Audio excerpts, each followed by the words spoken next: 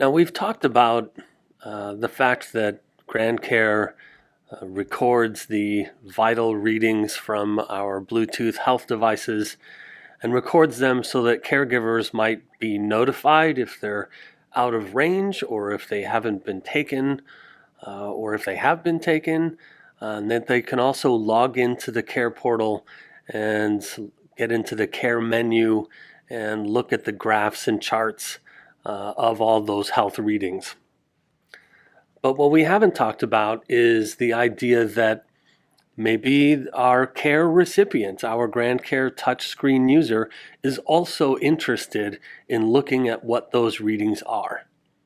And that's not for everybody. For some, they may not want to see those things on their touchscreen, but in the spirit of empowering patients to take ownership of their own well-being, we thought it was a good option to have the ability to put those wellness readings right on the touchscreen for them to see.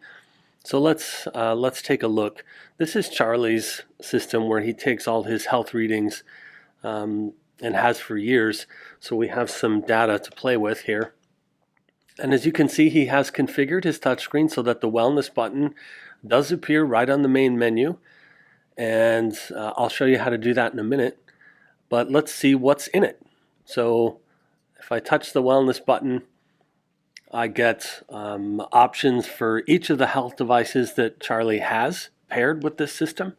Now, it's certainly true that many GrandCare users would only have one or two of these devices, depending on what type of chronic condition they would be taking these readings for. But in Charlie's case, he has them all. And that's why they all appear here. And so we can take a look at Charlie's blood pressure, for example, and here's pretty much the exact same graph that caregivers get in the care menu. And of course, we can change it up here to show the chart instead. So there's the chart. And in this way, the touchscreen user can see their own trends associated with their health readings. And if we go back, we can take a look at maybe another reading. We can look at Charlie's oximeter readings for November, or maybe we'll go back and look at October, or maybe September, whatever it is that we choose, or maybe we just want to see the chart for September. There it is.